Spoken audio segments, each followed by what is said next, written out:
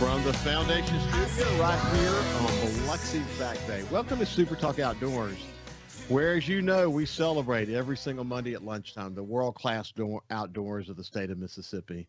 Thanks for joining us on the powerful SuperTalk Mississippi Radio Network or on SuperTalk TV at C-Spire TV. But if you're listening on Facebook or YouTube or your favorite podcast, it's January the 10th, 2022. Boy, 2022 is already rolling along.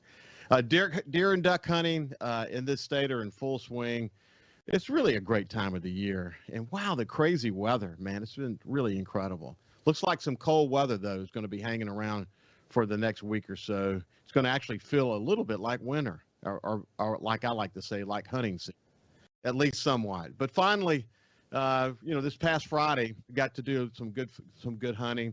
Bundled up in the stand on Friday afternoon, and then on Saturday was burning up in the stand. So I think a lot of people who've been regular hunters probably know the feeling. Well, it's been sort of the story of this season. As I mentioned last week, the 2022 legislative session started last Tuesday at noon. Then I mentioned also it's going to be one of the more challenging legislative sessions that we've had in a long, long time for a host of reasons, not the least of which is the pandemic and other challenges that we've had along the way. I'm going to leave that up to my partners in broadcast, Paul Gallo and Gerard, to talk about the details of the session as the session goes along. But here on SuperTalk Outdoors, we're going to, from time to time, talk about why what happens in Jackson matters to you as outdoorsmen and women.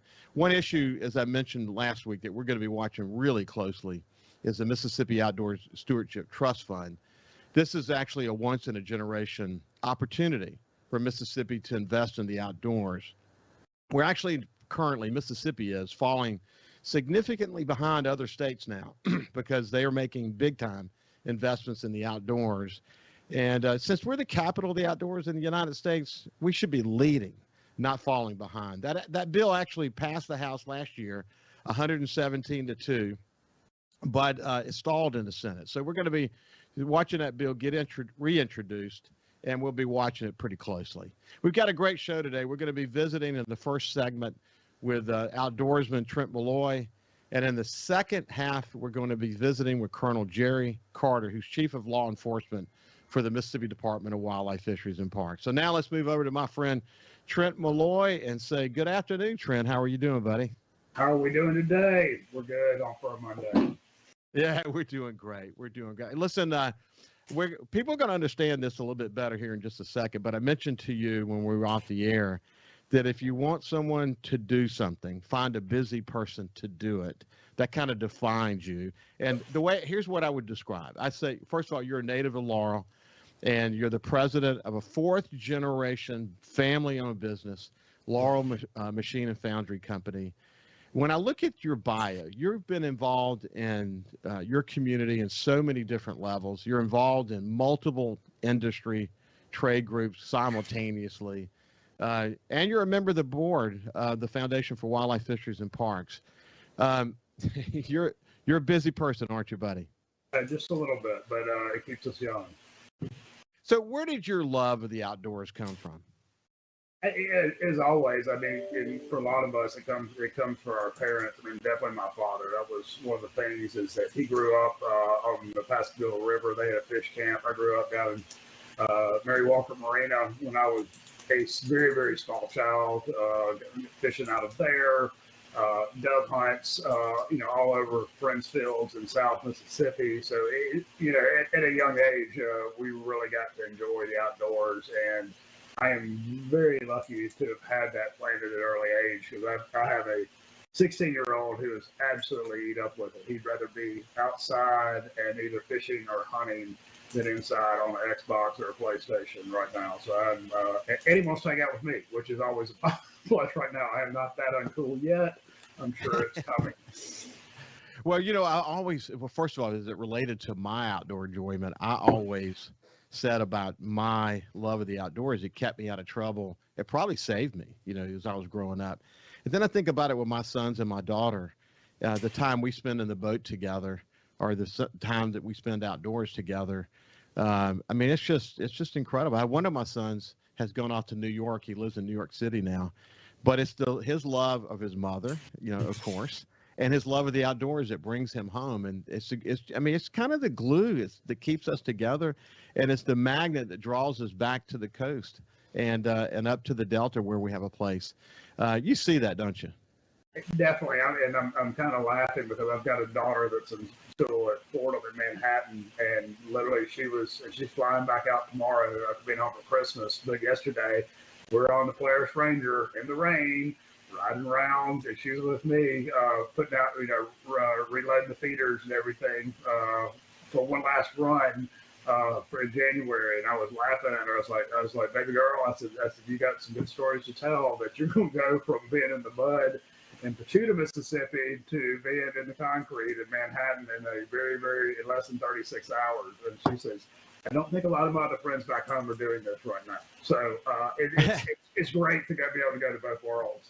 Well, it's neat. I didn't know that your daughter was there, but I said to my son when he was home for Christmas, we spent a week together up at our place in the Delta, and I said, man, it's a long way from Mississippi Delta to New York City, isn't it, buddy? He said, it's closer than you think, he always reminds me.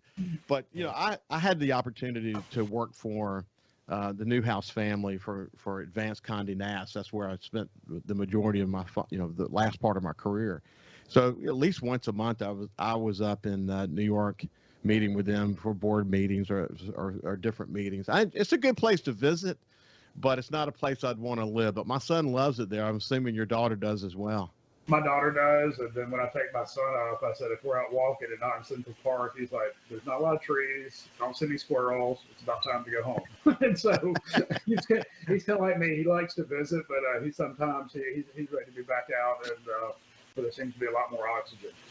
Hey, look, the last couple of weeks for me, Trent, has been it's been a great reminder of this sort of generational importance of the outdoors. I had a hunt a couple of weeks ago with a young man by the name of Jackson Dunn. His father's Clint Dunn, and Clint and his brother Travis are really good friends of ours. They're farmers up there.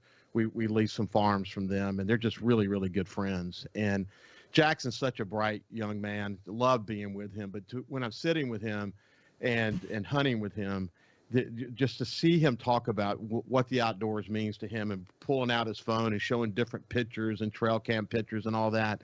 And then my son last Monday had this goal to shoot a shooter buck with a 16 gauge single shot Winchester, which was my grandfather's. And that means he had to hunt from the ground. And he called me at about 4:30. My phone lit up, and I told Ann, I said, that's Jordan calling, because he'd been texting me obviously during the hunt. And he couldn't hardly catch his breath, man. He'd killed a beautiful 8-point, and he had reached his goal of shooting this buck with his grandfather's gun. And then last weekend, I had the opportunity to hunt with my friend Mark Creech and his father, Ed, Ed's in his 80s and can run circles around most of us. But, all these, just in the past 2 weeks, this opportunity to be reminded about the generational importance of the outdoors. Man, I can't say how important that is, can I? It's absolutely amazing, and I will say that we're very, very lucky and blessed to have some friends with some really nice hunting places up in the Delta. And we've been up there, and I've taken my son up there, and I'm like, man, we're going to go hit, go to wherever we were going to go out duck hunting the next morning. And there's a lot of older gentlemen, like I say, as they're getting in their 80s and stuff like that. And they're like, oh no, you're not going with us, but your son, who was 15 at the time, is going with us. And so my son got to sit around the blind with these people, these gentlemen he didn't even know. And he had one of the best times of his life. They were telling him stories, and I mean, the guns that they had, the stories behind them. And these are very successful gentlemen down in South Alabama, around Mobile, places like that. And my son Henry didn't know them from Adam's house cat, but he gets to be around people that he does not normally get to be around, and gets to learn. I mean, all kinds of things. I mean, hunting's at that point is almost secondary. So I'm very excited that, when things like that happen. And it's usually it's spontaneous. There was no plan that this was going to happen. I thought I was going to get to hunt with him. Well, guess what? He probably had a better time hunting with a bunch of old men. He thinks I'm old. I don't know how old he thinks somebody 85 years old is, but he had a great time, learned some life lessons, and it's stuff like that is just fantastic. Well, look, we're coming to the end of this segment together, but we're talking with Trent Mulloy. He's just a terrific outdoorsman. He's a member of the board for the Foundation for Wildlife, Fisheries, and Parks.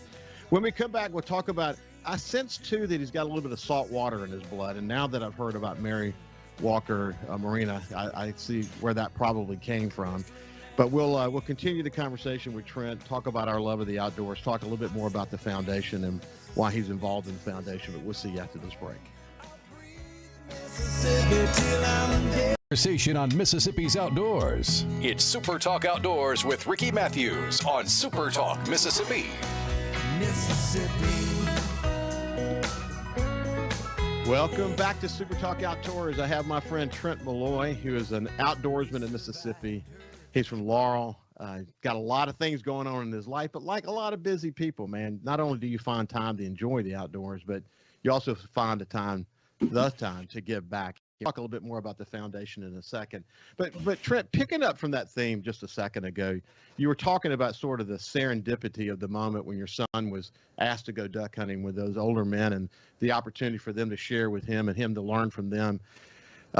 Some people who think about hunting, they only think about, the taking of the animal, and they don't understand or don't appreciate all these like surrounding life lessons. If I never pull a trigger, I'm completely fulfilled every opportunity I get to spend time with family and friends. But that's what it's really all about, isn't it?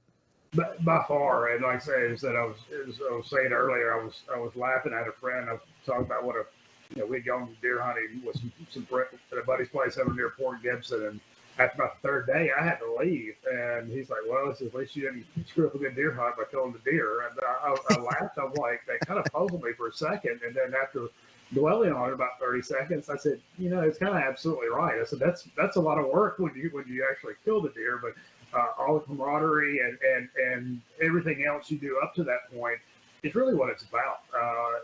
And once again, I get to be with friends that I don't get to see every day, and I get to spend long weekends with them. And it's a wide spectrum of folks from all, I say that some of them are all over Mississippi, some of them are all over the United States that come and ebb and flow and out of some of our clubs and some of the places that we hunt. And it's just a fantastic thing. Yeah. And my kid is getting to learn some life skills, and he's drugged my godson who lives down in Sarasota, Florida. Down in Santa Rosa Beach, Florida. He started dragging him up to the Delta.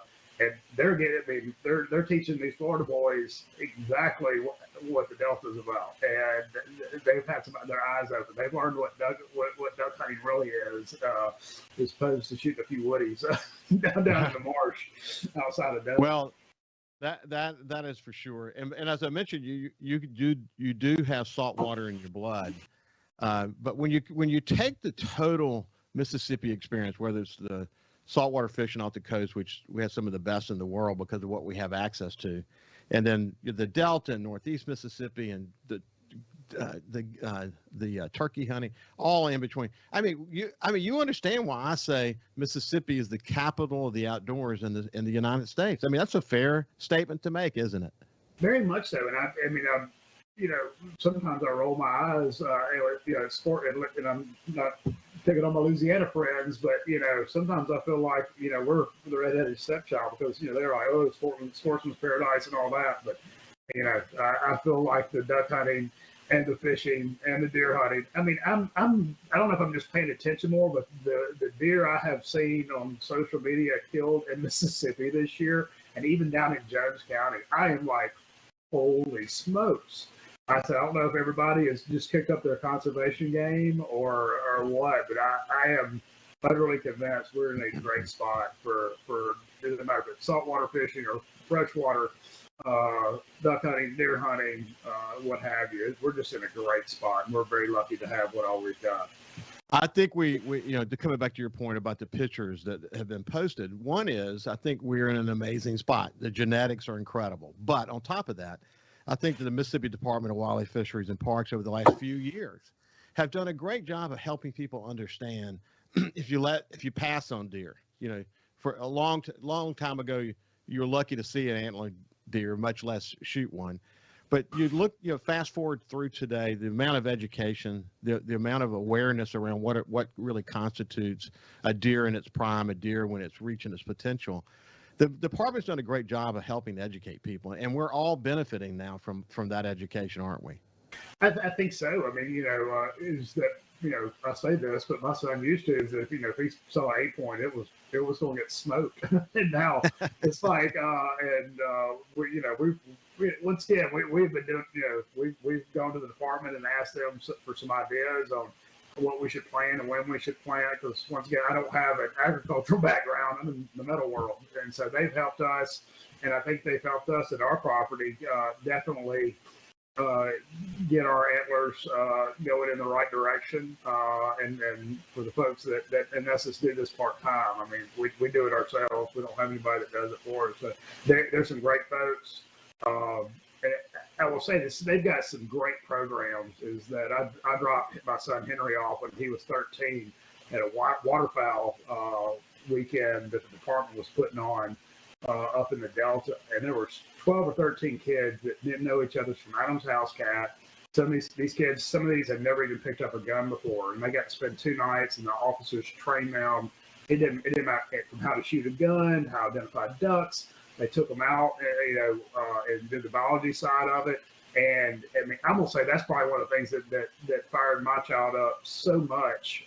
And he got to meet Howard. He's got these wildlife officers, and hey, they're not. I mean, it used to be you're like, oh, make sure your plug's in the gun, make sure we got our license. And now he knows a lot of these guys by names, and if he sees them, and gets to talk to them. So it's been great because once again, you learn that these are good people, that they are great people, and they're wanting to help, conserve our wild Mississippi, and that actually help you have a better time out there too. Yeah, it really is. I actually had John Grucci on last week, who's head of the private lands program for the department. And I've had a string of others from the department. I have Jerry Carter coming up here shortly, who's head of law enforcement. But we're lucky to have such an able group. And, again, coming back to you, and, you've given to the community, you've given to your trade organizations, but you've also given to the outdoors community. What is it that drives you to want to be involved in the Foundation for Wildlife, Fisheries, and Parks? I guess you get to a certain age in your life is that you do want to give back to your community, and various people do it in various ways. Is depending on if they're in a Rotary Club or Kiwanis or things like that, or maybe they're serving on the board at BIPEC in Jackson or something like that. But I really enjoy the outdoors, and it's a good group of folks. And I had one of my good friends was on the board, and he kind of drove me into it, kicking and screaming. And I'm like, this is the last thing I need to do is be on another board. And I said, all they want to do is want more money. And I'm like, I'm still on a lot of boards. I'm still on too many boards, but this is my favorite board because it is, you get to see, the work that you do is actually doing something good. Be it archery in schools, the shooting programs, things of that nature. There's a very tangible, asset that you get to see. Be it, once again, the playground up in Jackson that Blue Cross Blue Shield helped us out with. The new Wildlife and Agricultural Expo that we partnered up with Commissioner Gibson with. These things we see happening, and we see that they're doing good for the conservation of wildlife and lands in Mississippi. And that essay it's a lot of these other ones, you sit on the boardroom and you look at a whiteboard and you really don't see, and whether you're doing good, it's kind of hard to see the fruits of your labor. Working on the foundation and being there, you get to see, sometimes it's like drinking from a fire hose, but you get to see and meet some really good folks with these programs. But what you've been able to do, I've noticed, and doing my research and obviously being in touch with members of the foundation, the opportunity to help, of course, is separate from the department. It's a separate organization raising money, not only to fill the gaps for the department, but also to do other things as well, having to do with education, outdoors education, or maybe it's issues orientation. From time to time, you guys will get locked in on an issue, and that's important as well. But, it's great when you see this group of people come together, all busy, all successful people who are just giving back in a way that says we're gonna make sure that we're able to maintain our status as one of the top outdoor places in the United States. And when you get a sense of that, and you sort of catch that enthusiasm from the people on the board, it's hard not to be involved. Very much so. It is. Everybody feeds off of each other, and we have some really exciting people on the board, and they are usually very, very fired up. And everybody kind of has, I mean, they're different pockets. I mean, some of it is archery, some of it is being on some of the landowner issues, and it's just a wide spectrum of folks. But everybody is, and I say that our board is a working board, and that's one thing we tell new board members. This is not. So, and I don't know why you would need this on your resume, but this isn't some fancy thing like, oh, look, I get to be able to. We probably put more hours in than I think in a lot of other boards combined. But it's fun. I got to meet you. I mean, you and I was standing on the wall at the Heritage 100, and we started talking. I'm like, holy smokes, this guy, he's been a lot of places I've been, and maybe a few more. And so, especially when we started talking about the coast. So it was, we get to meet some great folks that you usually don't see. I mean, we don't get to run into Jackson folks a lot being down here in the free state of Jones. We're kind of caught in the Neverland between the coast and the capital, but when we do, it works out really well. Well, Trent Mulloy, it's been a pleasure to visit with you and get to know you better, share just some outdoor conversation with you. And good luck to you as you continue on in your fourth generation family-owned business and continue your good work with the foundation. We appreciate you. All right, Ricky, thank you very much. I appreciate it. And we will talk to you soon, I guess. You bet. You bet. Hey, when we come back, we're going to continue the conversation with Col Jerry Carter, head of law enforcement for the Mississippi Department of Wildlife, Fisheries, and Parks.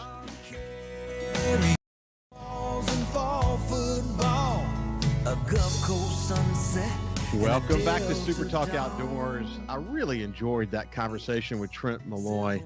We have so many dedicated outdoorsmen in this state that are going beyond the call of duty to help sort of strengthen is probably a good way to say it, our ability to enjoy the outdoors. And the foundation that sponsors this show, incidentally, the Foundation for Wildlife, Fisheries, and Parks, is just one of those organizations. We'll be talking to volunteers from other organizations as we go forward, because we're lucky when you take the conglomerate of nonprofit organizations that are focused on the outdoors, you bring them together in coalitions along the way.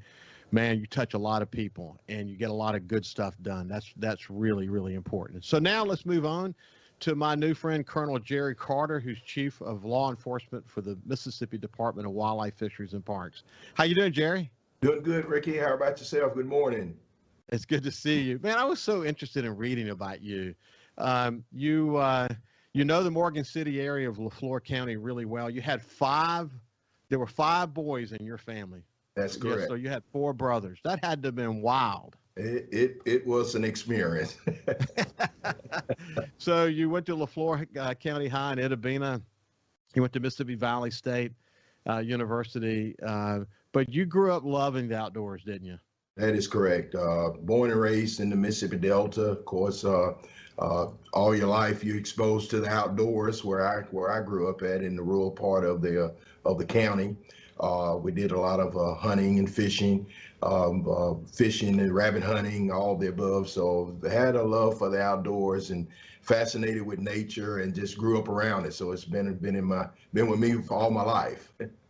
Well, I have farmers who live in Itta Bena, the Dunn family, and Travis Dunn and Clint Dunn and that family, who we lease some farms with, Lee Abraham and Sam Abraham. I'm sure you know them well. Know them very well. But we love spending time out there, man. We have a place up in Chula, and then we have another one in Minter City, and then that area between Greenwood and kind of skirts on Sidon, and then up into the hills a little bit. But yes, you know, I tell you, in the summertime, I love being offshore and fishing the backwaters of coastal Mississippi, and in the wintertime, I can't wait to get back to the Delta. It somehow gets in your blood, doesn't it? It does. The Mississippi Delta it's a unique area. I tell a lot of folks we're real good down to earth people there in the Mississippi Delta. Of course, if you can get by the mosquitoes in the summertime, you. Well, that same thing true for the coast for sure. But if I look back in your career, man, you've been director of communications. You've been involved in education on so many different fronts. You've been an emergency management coordinator. I mean, you really worked hard over those years to really learn the agency, learn how to not only protect and conserve the outdoors, but to make it safe for people who enjoy the outdoors. Your whole life has been sort of at least your adult life's been dedicated to that, hasn't it? Yes, sir, it has. I started in the agency back in 1988. Started out as an officer there in LaFleur County. Trained by, I would have to say, some of the best officers. I call them legends in my area that trained me and worked with. They had the privilege to work with a lot of good officers in that area. Learned a lot from them. I got experience on the Mississippi River, all the above. So was trained by some good officers during my time there as a county officer. And as gradually I went up through the ranks and got involved in other projects, served on our covert team as well. And when we started it out, also with the Honor Guard, started that program back up where of course, we do funerals for fallen officers, and we do an annual Fallen Officers Memorial here where we honor our officers that paid the ultimate sacrifice. Well, to sort of work your way up and become the chief of enforcement, and it's got to be very inspiring to you now to be in that position and look at all these well over 100 officers that work with you on a day-to-day basis, not counting the administrative staff. Yes, but you're really surrounded with some super dedicated people. That's got to be inspiring to you. That means a lot when you're in the position and where I'm at. It's a lot of responsibilities, and with that you need support and you need to help. And I am grateful for the staff that I have here. I got a assistant chief now, Lieutenant Colonel Scotty Jones. He's my go-to guy. And he has other officers in the law enforcement here at headquarters that works under not only him, but myself as well. And I got a great team here. We just finished up training. I've got a good TAC officer that's over the training. I've got a officer that deals with investigations. I've got my man, I guess say one of the main important people, which is the guy that sees the budget. He takes care of us, and also have my captain here with the SRT. So we got a good staff, and then it spreads on out into the field and in all the regions. I've got a good group of majors that oversees the central, north, and south region, along with their captains and lieutenants all the way down to the field officers. So it is a great structure that we have here. A good group of men and women in this agency that wear the green and gray and make this agency what it is, and we're moving it forward. Well, I've had a number of representatives from the department on recently. Had one show that we just dedicated to safety. I mean, people have a tendency just to forget the basics, man. What happens is I don't care how experienced you are, you get lax. People forget to unload a gun, for example, or check a strap on a lock-on or leaning ladder stand or any number of other things like that. But I had Megan Fedrick on and also had Dean Hudson on and Chris Reed. They all represented you in the department extraordinarily well. But it is amazing, though, how if we don't stay focused on it, how lax we can get and how dangerous. I mean, we can be just around the corner from a disaster. Yeah. When we are typically some of the most safety conscious people in the world. You got to keep that stuff front and center, don't you? That is correct. Yes, sir. During my course of my career in conducting and teaching hunter safety class, I say this, when we would have some of the older, the parents would bring their kids to the hunter safety class, and they sit in with us as well and get that experience, because there are some areas where when they go out of state, automatically the adults have to have the hunter education to hunt in other states. But with that being said, when the class is over with or when the classes take a break, a lot of the seniors or older family members would come to me and say, you know what, I've been doing this wrong all the time, and this education program has really opened up a lot of knowledge for me to go a different route. So yes, hunter education is very important. It is definitely needed here in our state.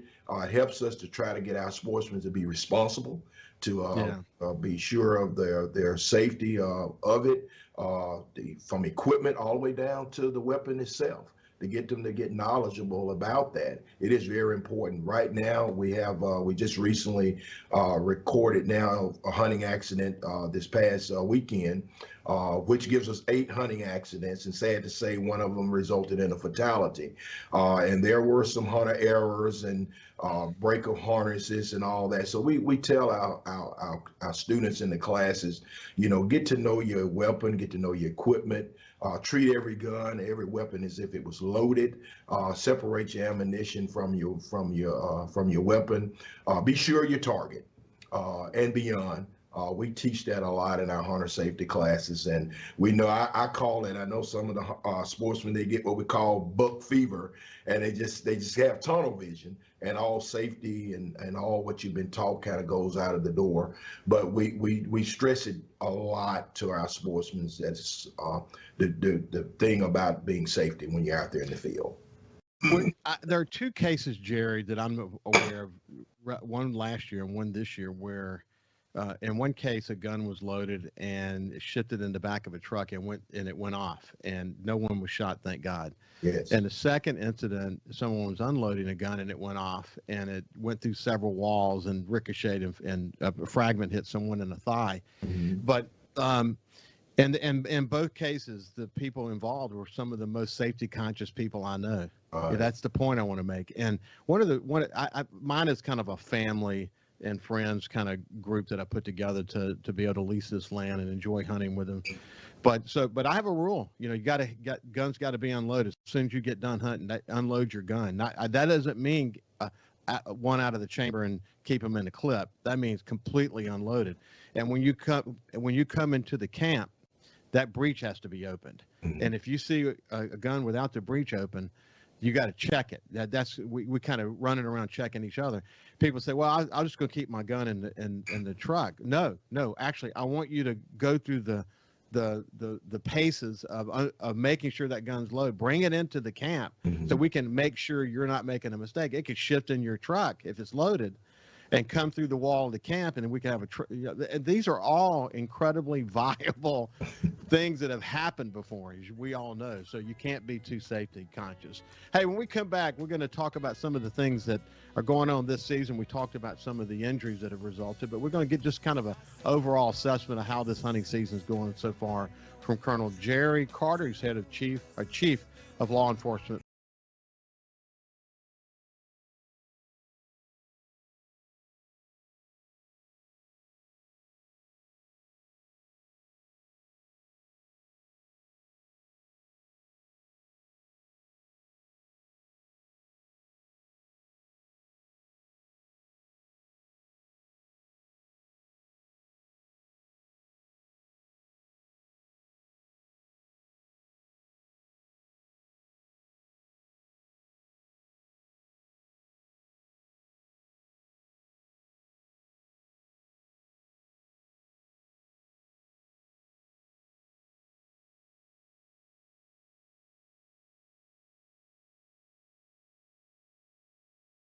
Col Jerry Carter. He's chief of law enforcement for the Mississippi Department of Wildlife, Fisheries, and Parks. And we'll circle back for 1 second. One of the things we were saying during the break as it related to safety is that, really the way I would say it, Jerry, is that there's literally no margin for error. There's no margin. You can't make a mistake. A lot of times if you just make a mistake in life, you say, okay, I'm going to learn from that mistake, I'll move on. Kind of mistakes you see that people make can oftentimes lead to a serious injury or even death. So I can't emphasize this whole notion of there's not a margin for error enough, can I? Cannot, sir. Yeah, our sportsmen have to realize once that shot is fired, you can't call it back. And we pray that through that unfortunate accident, it doesn't result in injury or death. So we stress again to our sportsmen out there: make sure your weapon is always unloaded, separated from the weapon, the ammunition in your gun. Make sure they're separated.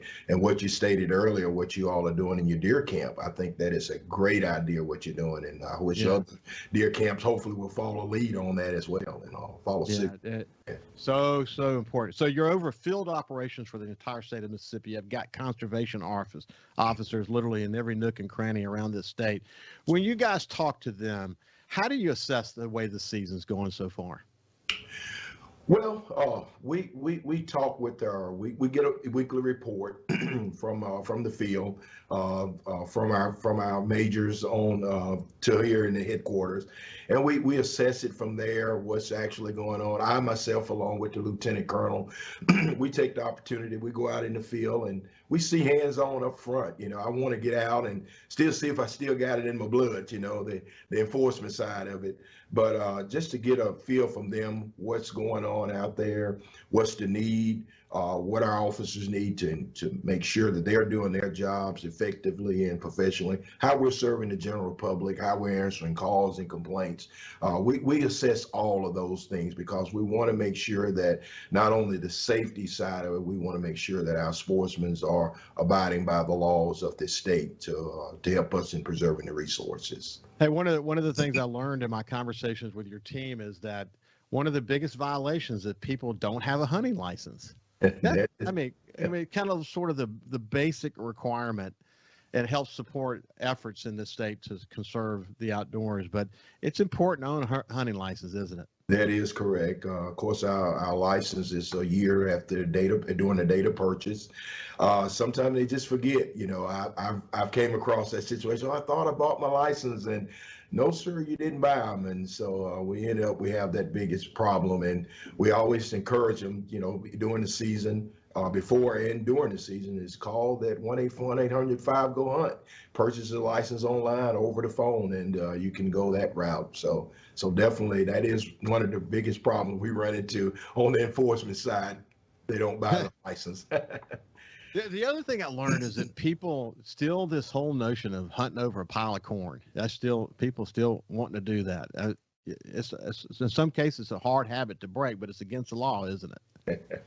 It is definitely. We do allow supplemental feeding in our state, but we do have people that kind of get a little bit carried away with it, and of course we are really seeing numbers increasing on that.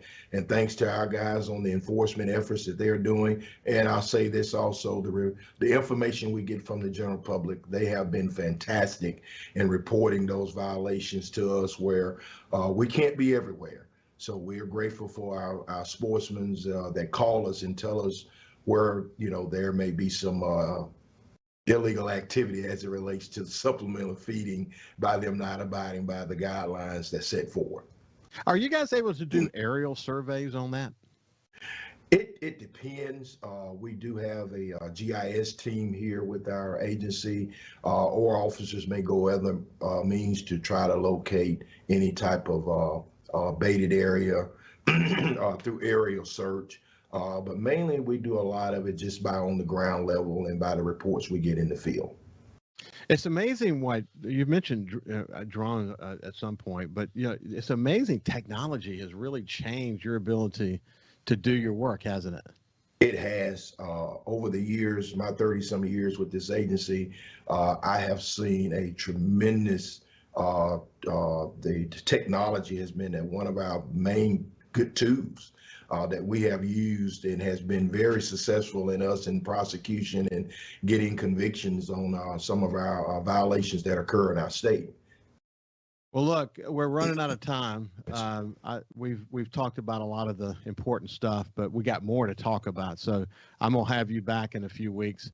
You're a terrific spokesman. It's no wonder to me that you were head of communications at some point, because you're a terrific communicator. You're passionate about what you do.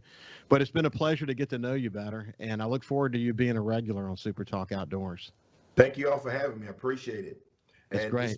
just want to say one more thing. Just want to encourage our sportsmen as well as the general public. Make sure any report of all hunting violations, 1-800-BE-SMART. We definitely would like for you all to get those calls in to us. Thank you very much, Colonel Jerry Carter. Have a great day, and we'll see you next Monday. Thank you, sir.